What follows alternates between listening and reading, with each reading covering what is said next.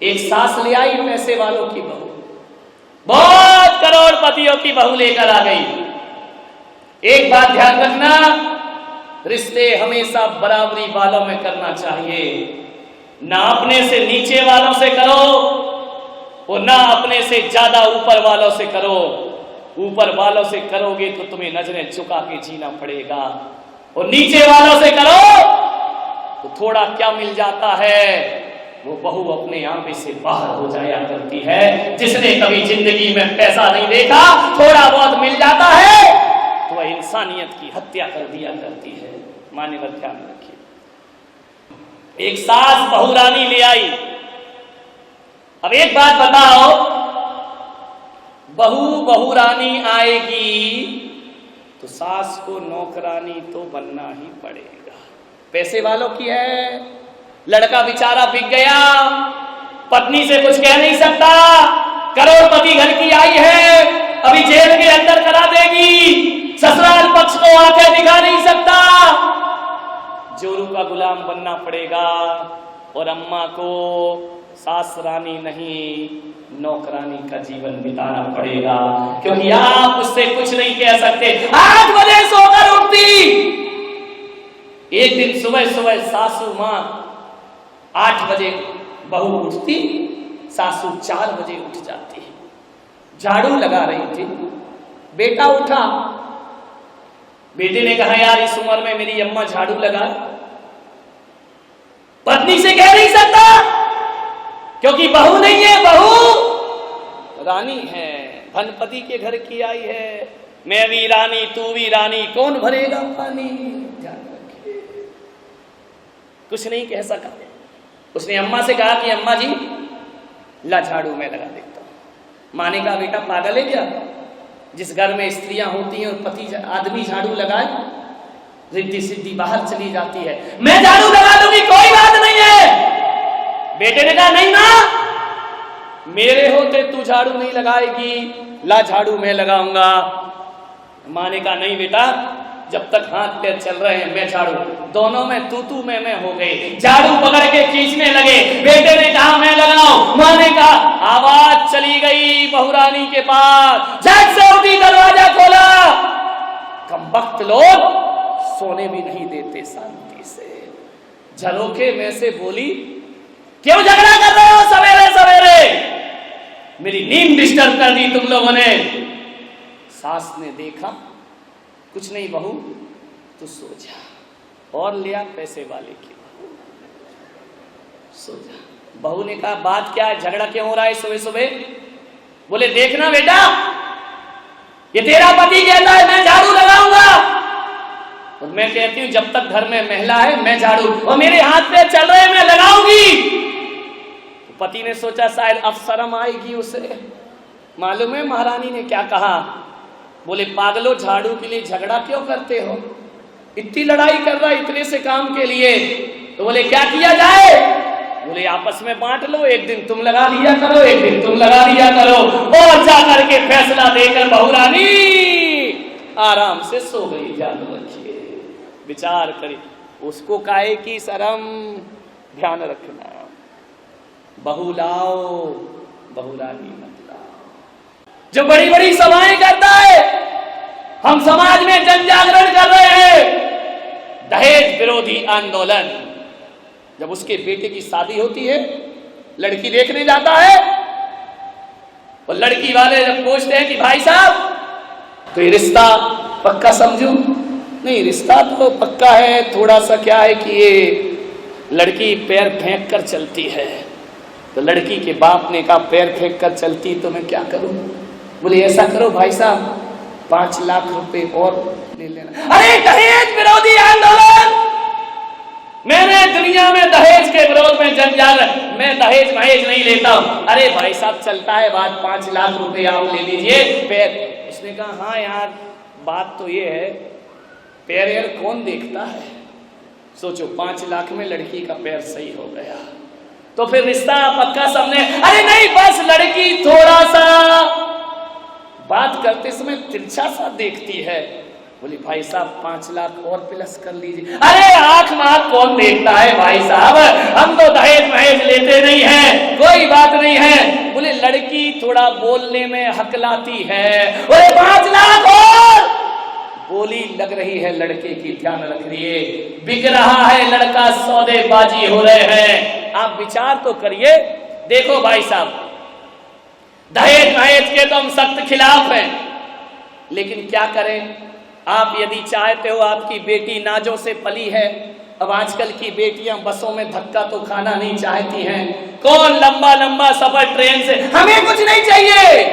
तुम्हारी बेटी आप चाहो कि बसों में धक्के नहीं खाए, एक 10-20 लाख की कार तो हम तो जिंदगी में उस कार में बैठेंगे नहीं। हमने तो सौगंध खाई, हम जिंदगी में कभी दहेज नहीं लेंगे। हम तो समाज सेवक लोग हैं, हम तो सोशल वर्कर। लेकिन लड़कियां कहां मानती हैं आजकल। एक कार हो जाए तो फिर मामला। और देखो भाई साहब, हम लोग गांधीवादी लोग हैं, हम तो पुराने जमाने के लोग हैं। हमारे यहाँ नौकर नौकरानियां तो रहती नहीं है, लेकिन आजकल की बेटियां खाना बनाना कहाँ जानती हैं। एक काम करो, नौकरानी लगेगी थोड़ा बहुत बच्ची की खुशी के लिए। और आजकल भाई साहब आप तो जानते हैं, ये बच्चियां भूखी रह जाएं लेकिन डायमंड सेट पहने बिना नहीं रहती हैं। अब आप क्या चाहते हो कि आपकी बेटी बिना आभूषण के दिखाई दे। भरी समाज में हमें जाना पड़ता है, एक आध डायमंड सेट, हमें दहेज नहीं चाहिए। तेरे की आदमी की जिंदगी, मुंह में राम बगल में छुरी, कितनी स्टाइल से मांगता है। नुमाइश हो रही है लड़की की। लड़की देखने जाते हैं, लड़के लड़की को अलग बंद कमरे में छोड़ देते हैं कि बेटा आप बात कर लो। हम माँ बाप बाहर बात कर रहे हैं, बाहर नोटों की बात हो रही है, अंदर लड़के लड़की बात हो रहे हैं। तो कैसी झांकी बना रखा है बेटियों को, प्रदर्शनी बना रखा है बेटियों को। लड़के ने पूछा क्यों, तुझे गाना गाना आता है? लड़की ने नीची निगाह करी, बोले नहीं मुझे गाना नहीं आता है। तो बोले एक बात बता, तुझे नाचना आता है? लड़की ने कहा नहीं मुझे नाचना नहीं आता है। पूछे जा रहा। लड़की ने कहा एक प्रश्न मैं पूछ सकती हूँ? लड़के ने बोला पूछो, क्या पूछना है? बोले तुझे ढोलक बजाना आती है? उसने कहा क्या बदतमीजी है ये? बोले आप 1 घंटे से बदतमीजी कर रहे हैं मेरे साथ कि तुझे नाचना आता है कि नहीं, गाना आता है कि नहीं। प्रश्न पे प्रश्न किए जा रहे हैं, और मैंने एक प्रश्न कर लिया तो बदतमीजी हो गई। बदतमीजी आपने शुरू की है। आप मुझसे पूछ रहे तुझे गाना आता है, तुझे नाचना आता है? कम वक्त जरा ये बता तुझे ढोलक बजाना आती है कि नहीं? बोले क्या मतलब है? बोले जब मैं नाचूंगी गाऊंगी ढोलक क्या तेरा बाप बजाएगा? मान्यवर लड़कियों को थोड़ा सा तैयार रहना होगा। दहेज के भेड़िए घर में आए, धक्के मार कर भगा दीजिए। लड़की के पिताओं से कहूंगा दहेज के लोभियों को अपने घर में कभी घुसने मत देना। सासुओं से निवेदन है, घर में बहू लाना, बहुरानी मत लाना। ध्यान रखना, हर सास हर लड़के की मां सोचती मेरे घर में पैसे वाले की बहू आना चाहिए। एक सास मेरे पास रोते रोते आई, बोले महाराज जब से ये बहू आई है मेरा घर तो बर्बाद हो गया। तो मैंने कहा क्या किया जाए? बोले कुछ करो महाराज, मुझ पे कृपा करो, इतना अच्छा मेरा घर था, जब से ये बहू आई पूरा घर बर्बाद हो गया। मैंने कहा तूने क्या क्या उपाय किए? बोले एससी जैन ज्योतिषाचार्य के पास गई। बोले उन्होंने पंचांग देखा, पत्रा देखा, कुंडली देखी और मुझसे कहा तेरे ऊपर 7.5 शनि की महादशा चल रही है। तो मैंने कहा फिर क्या किया? बोले शनि की दशा रहेगी तब तक बहू से तेरी बनने वाली नहीं है। मैंने कहा एक बात बता अम्मा, ये 7.5 शनि की महादशा कब से लगी है? बोले जिस दिन से ये बहू घर में आई है। मैंने कहा एक बात कर, एक काम करेगी? बोले कोई उपाय बता दो महाराज। मैंने कहा एक टोटका दे रहा हूं, तू कर लेगी? बोले कर लूंगी। बोलो बोलो जिनसर में एक कमरा बनवाऊं? मैंने कहा नहीं, कमरे अमरे से तेरा शनि उतरने वाला नहीं है। कोई मूर्ति रख दूं, कोई जिनालय बना दूं? मैंने कहा नहीं नहीं, मेरे बनाने वाले बहुत से हैं, तुझसे लेके तेरा शनि लेके मैं करूंगा क्या जिनसर में? मैंने कहा तेरा शनि तू ही रख। बोले महाराज मुझे शनि से मुक्ति दिलाओ। मैंने कहा एक छोटा सा टोटका कर दे। बोले क्या टोटका? मैंने कहा एससी जैन से नहीं पूछा? तो बोले एससी जैन ने कहा 4 महीने मेरी दुकान बंद महाराज की चल रही है, तू वहां चली जा। मेरे पास आई, मैंने कहा एक टोटका कर। बोले क्या? मैंने कहा 100 ग्राम लोहा दान कर दे, तेरा शनि उतर जाएगा शनिवार के दिन। बोले क्या महाराज कैसी बातें करते हो, 100 ग्राम लोहा? बोले मैंने कहा 100 ग्राम बस। बोले कुंटल 2 कुंटल कर दूं, मेरे पास पैसे की क्या कमी है? मैंने कहा बस 100 ग्राम लोहा दान कर दे, तेरा शनि उसी समय उतर जाएगा। तो बोले किसे दान करूं? पंडित जी को दे आऊं? मैंने कहा नहीं, बेचारे गरीब का शनि मत चढ़ा उसको। मैंने कहा तो बोले फिर क्या करूं? अजीत पंडित जी को दे आऊं? मैंने कहा बिल्कुल नहीं। तो बोले क्या करूं, किसे दे दूं वो लोहा? मैंने कहा तू बहू आई है जब से शनिचर चढ़ा है ना, तो उसी को दे दे। तो बोले वो लोहे का क्या करे कि महाराज बड़ी तेज है, चाकू बनाएगी, गर्दन काट देगी मेरी। मैंने कहा चिंता मत कर, 100 ग्राम लोहा दे दे। बोले 1 किलो दे दूंगी, मेरे बाप का बिगड़ता क्या है? मैंने कहा नहीं, मैंने 100 ग्राम कहा यानी 100 ग्राम। बोले मतलब क्या? मैंने कहा 100 ग्राम लोहा दे, शनि उतर जाएगा। कमर में जो तूने लोहे की चाबी लटका रखी है ना, सोचो सोचो। मैंने कहा 100 ग्राम से ज्यादा की नहीं होगी, एक चाबी जा बहू को दे दे। बोले उससे कैसे उतरेगा? मैंने कहा सोना तू उसी के, मैंने कहा शनि तू उसी के घर से लाई है। बोले क्या लाई हूं? मैंने कहा लोहा लाई है तू, फ्रिज लेकर आई है? बोले हाँ। मैंने कहा लोहे का? फर्नीचर उठा के लाई है ना? एसी लाई है? बोले हाँ। मैंने कहा लोहा उठा कर लाई है। मैंने कहा गोदरेज की अलमारी लाई? बोले लाई। मैंने कहा लोहा। और मैंने कहा बोल मर्सिडीज कार लाई? बोले लाई। मैंने कहा इतना शनि लाएगी तो तेरे पे नहीं चढ़ेगा तो क्या पड़ोसी पे जाकर चढ़ेगा?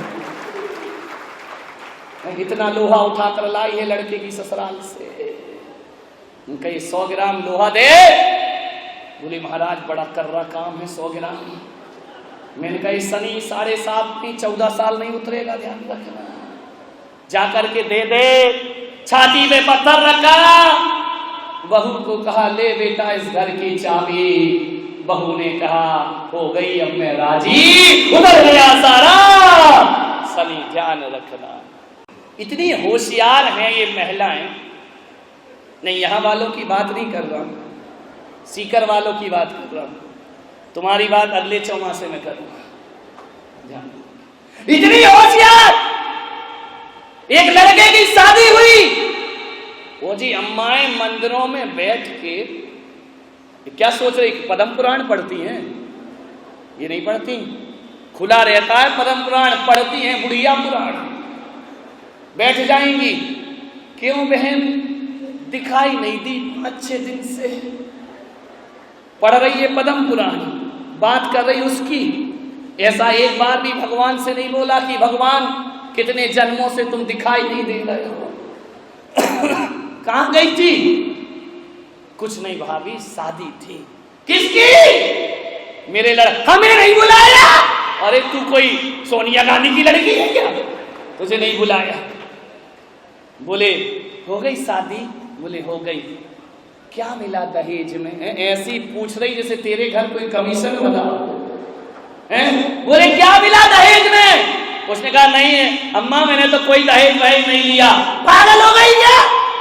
इंजीनियर लड़का और दहेज नहीं लिया?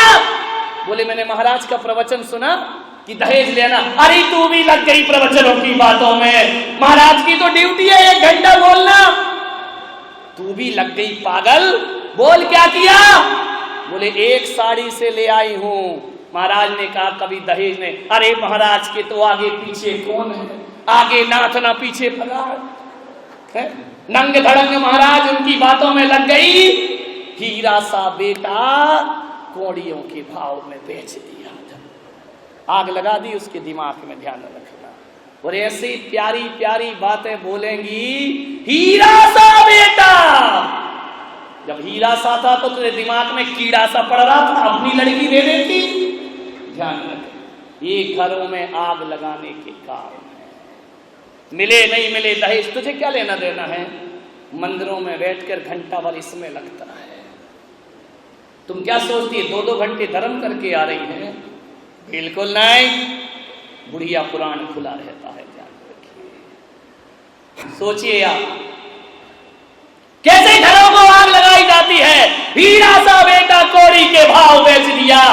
मेरा होता लाखों रुपए लेती मैं दहेज में। ध्यान रखना, विचार करो, एक इतनी अच्छी सास के कान में कचड़ा डाल दिया। क्यों किसी का घर उजाड़ती हो? एक सास बैठकर मंदिर में बहू की बुराई कर रही है। मैं पहुंच गया, मैंने कहा क्या कर रही हो यहां बैठ करके? बोले महाराज कुछ नहीं कर रहे। तो मैंने कहा बहू की बुराई कर रही थी ना तू यहां बैठ के अभी? बोले महाराज आपने ही तो कहा था। अरे मैंने कहा मैंने कब कहा बहू की बुराई कर? बोले आपने ही तो कहा था कि एक गृहस्थ को दिन भर में एक बार आलोचना पाठ जरूर पढ़ना चाहिए। दर्द तेरे की माथा ठोक। बोले मैं तो आलोचना पाठ कर रही हूँ, मैं बहू की आलोचना कर रही हूँ। अरे मेरी अम्मा, मैंने कहा आलोचना ही पढ़ेगी कि कभी सामायिक पाठ भी पढ़ेगी जिंदगी में? विचार करिए आप। दहेज ऐसा राक्षस है, घरों को बर्बाद किया करता है। नौजवानों, किसी की दौलत पर बुरी नजर मत रखिए।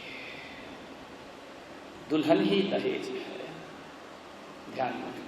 मैंने एक दिन कह दिया कि दुल्हन ही दहेज है। एक छोरा कमरे में आ गया, बोले महाराज आपने कहा था दुल्हन ही दहेज है। मैंने कहा हाँ। तो बोले एक ट्रक के पीछे लिखा था दहेज लेना पाप है। वो एक ट्रक के पीछे लिखा दहेज लेना पाप है। तो मैंने कहा क्या कहता है? बोले आप कह रहे दुल्हन दहेज है और मैं कह रहा हूं दहेज लेना, इसलिए दुल्हन मत लो, बिना दुल्हन के भी नोट मिले तो आने। ध्यान रखिए मान्यवर, खूब प्रवचन सुने, खूब माला फेरी, खूब पूजा की। बहू बेटी में भेद की रेखा रखोगी और बहू बेटियों में यदि भेद रखोगी और लड़के की ससुराल से धन की आस रखोगी, पाखंड है तुम्हारा पूजा पाठ धन दौलत। मान्यवर, दहेज लेने का मतलब है अपने बेटे को बेच देना। खुलेआम बेचना मांस का व्यापार है। एक बात ध्यान रखना, शराब पीना ही पाप नहीं है, मांस खाना ही पाप नहीं है, झूठ बोलना ही पाप नहीं है, दहेज लेना भी दुनिया में महापाप हुआ करता है। इसका बहिष्कार होना चाहिए, इसका जमकर प्रतिकार होना चाहिए, क्योंकि आपके एक दहेज के कारण गरीबों के घर का दिया बुझ जाया करता है। ध्यान रखिए, जीते जी घर की लक्ष्मी को अंगारों में भार दिया, दौलत के अंधों ने निर्धन की बेटी को मार दिया। दौलत के अंधों ने निर्धन की बेटी को मार दिया। पहले तो मीठी बातों से उसका मन फुसलाया, फिर एक रोज अंधेरे कमरे में उसको बुलवाया। मुंह पर पट्टी बांध दी गई, शोर नहीं मच पाया। जल्दी ही दो हाथों ने फिर एक सोला सुलगाया और तड़पती अबला पर फिर तेल झमाझम झाड़ दिया। दौलत के अंधों ने निर्धन की बेटी को मार दिया। लड़की कैसी रहती है ससुराल में, विचार करिए। जीवन भर के लिए अरे जो दासी बनकर रहती है, जिसमें बहे सभी का मन जो उन लहरों में बहती है। तानों के तीखे बाणों को जो हंस हंस कर सहती है, चाहे दम घुट जाए मगर जो मुख से कुछ ना कहती है। तो मर्यादा की उस मूरत को ये कैसा अंजाम दिया। दौलत के अंधों ने निर्धन की बेटी को मार दिया। वो देश के हालात क्या हैं? बाहरे मेरे देश यहाँ पर सब संभव हो जाता है। रिश्वत का साबुन हत्या के धब्बे तक धो जाता है। बिका हुआ कानून कहीं पर आंख मूंद सो जाता है। सुनवाई का नाटक कर प्रकरण फाइल हो जाता है। देखो नारी को दुनिया ने क्या अच्छा सम्मान दिया। दौलत के अंधों ने निर्धन की बेटी को मार दिया। जीते जी घर की लक्ष्मी को अंगारों में भार दिया। दौलत के अंधों ने निर्धन की बेटी को मार दिया।